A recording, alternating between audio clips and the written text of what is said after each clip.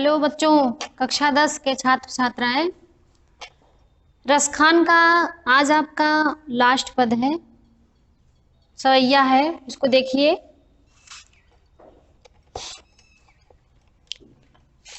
मोर पखा सिर ऊपर राखी हो, गुंजे की माल गरे पहिरोगी। ओढ़ी पीतम्बर लैला कुटी बन गोधन ग्वारन संग फिरोगी। भाव तो वही मेरो रस खानी, सो तेरे कहे सब स्वांग रचोगी। या मुरली मुरली धर की, अधरा न धरी अधरा न धरूंगी।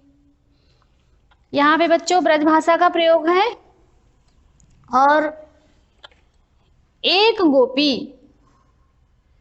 इसमें प्रसंग में लिखिएगा कि इसमें गोपी द्वारा श्री कृष्ण द्वारा या श्री कृष्ण के स्वरूप का अभिनय करने का वर्णन है। क्या? अपने सखी के कहने पर, है ना। प्रसंग में लिखिएगा कि इसमें एक सखी दूसरी सखी के कहने पर अब श्री कृष्ण के स्वरूप का वर्णन करने के लिए करने का वर्णन है या वर्णन करने के लिए तत्पर है। कहने का भाव ये बच्चों कि एक सखी दूसरी सखी से कह रही है कि तुम श्री कृष्ण को रिझाने के लिए ठीक वैसे ही रूप बनाओ जो रूप उनका है, जैसे वो रहते हैं। अगर अपना स्वरूप वो खुद देखेंगे तुम्हारे द्वारा बनाए गए तो उनको खुशी होगी, तो वो तुम पे प्रसन्न हो जाएंगे। तो गोपी क्या कहती है? दूसरी गोपी कहती है कि मैं तैयार हूं, ठीक है तुम कह रही हो तो जैसा तुम कहोगी वैसा ही मैं करूंगी। क्या करूंगी बच्चों? मोर पखा सिर ऊपर राखियो। एक गोपी दूसरी गोपी से कह रही है कि हे सखी, तुम्हारे कहने के कारण या तुम्हारे कथनानुसार मैं क्या करूंगी? मोर का पंख अपने सिर पर रखूंगी, गुंज की माला गले में धारण करूंगी। ठीक वैसे ही जैसे श्री कृष्ण धारण करते हैं। ओढ़ी पीताम्बर, और पीला वस्त्र भी ओढ़ूंगी। बन गोधन ग्वारन संग फिरूंगी, और वन में भी क्या? ओढ़ी पीताम्बर लय लकुटी, पीले वस्त्र को ओढ़ूंगी और लकुटी लेकर लाठी लेकर वन में भी फिरूंगी, मतलब घूमूंगी टहलूंगी। फिरूंगी है ना, ब्रज भाषा है, तो ग्वाल वालों के साथ मैं वन में भी फिरूंगी। भाव तो वही मेरो रस खान, मैं वे सारी चीजें करूंगी जो मेरे रस खान को प्रसन्न है, जो मेरे रस खान को पसंद है, वही सारी चीजें मैं करूंगी। भाव तो मतलब अच्छा लगना। रस खानी यहाँ पे श्री कृष्ण को बताया गया है कि रस के खान श्री कृष्ण को जो पसंद है, जो जो चीजें पसंद है, हे सखी मैं तुम्हारे कहने पर वो सारे नाटक करने के लिए, शब्दार्थ देख लीजिएगा, सारे चीज नोट है यहाँ पे, तुम्हारे कहने के अनुसार या तुम्हारे कहने पर मैं सारे नाटक करने के लिए तैयार हूं, किंतु एक चीज नहीं करूंगी। वो क्या है बच्चों? या मुरली मुरलीधर की, किंतु क्या?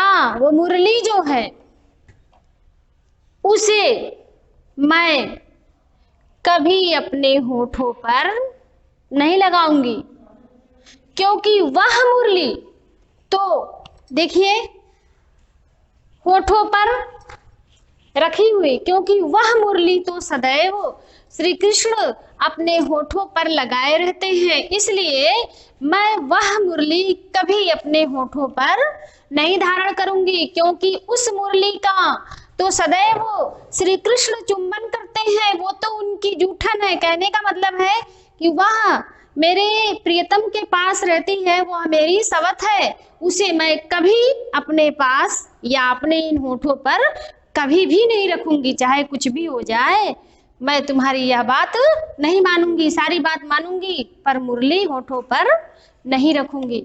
ठीक है बेटा। एक बचा है कवित्व, उसको भी पढ़ लो। काव्य सौंदर्य वैसे लिखिएगा जैसे आप लिखते आए हैं।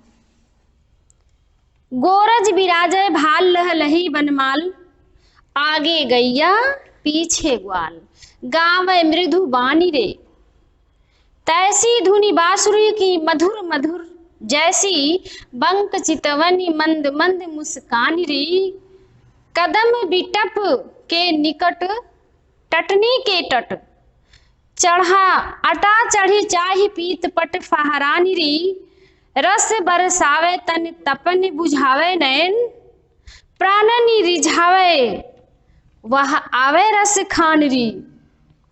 यहाँ पे बच्चों देखो, गोरज, गो माने गाय, रज माने धूल, विराजय मतलब सुशोभित होती है, कहाँ? माथे पर, भाल माने माथे पर, है ना।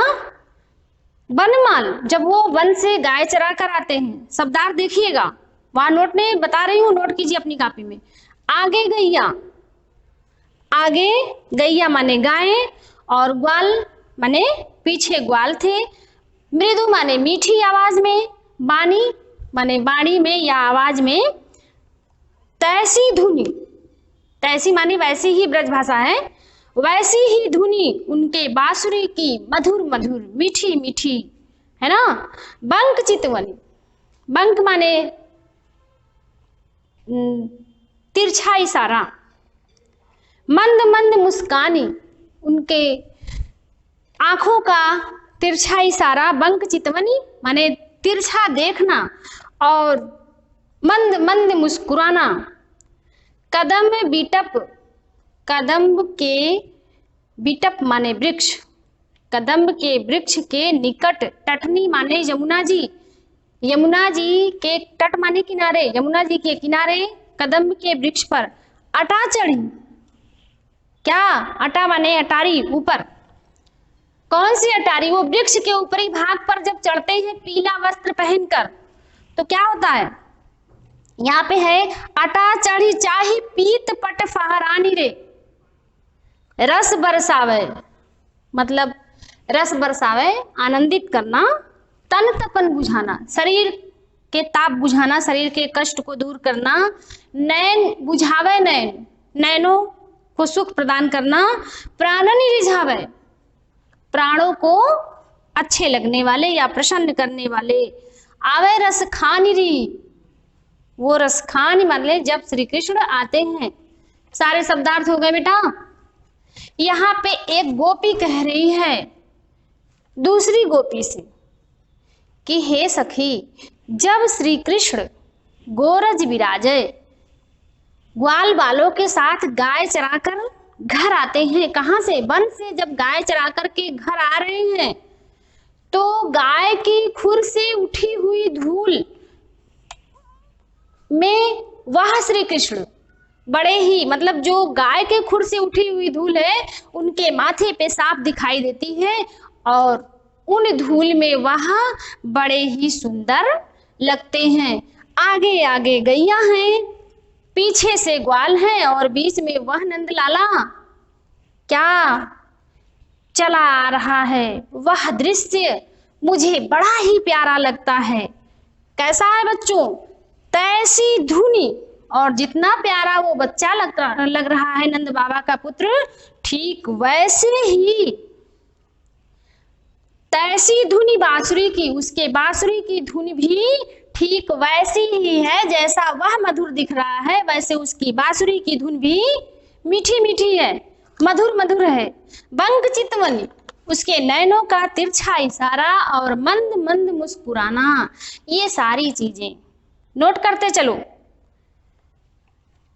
कदम बिटप के निकट, कदम्ब के वृक्ष के पास, यमुना जी के किनारे, जब वह वृक्ष पर पीले वस्त्र धारण करके चढ़ जाते हैं, तो ऐसा दृश्य क्या होता है बच्चों? रस बरसावे।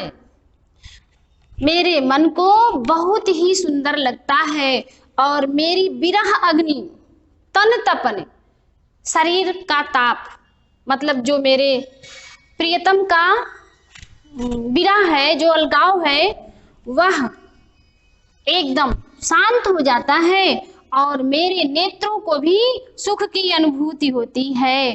प्राणों को रिझाने वाले, मतलब आत्मा को खुश करने वाले जब वह रसखान वन से आते हैं, मतलब श्री कृष्ण वन से आते हैं, तो ऐसा दृश्य मेरे इन नेत्रों को बहुत ही प्यारा लगता है। ठीक है बेटा, आज रसखान समाप्त हो गए।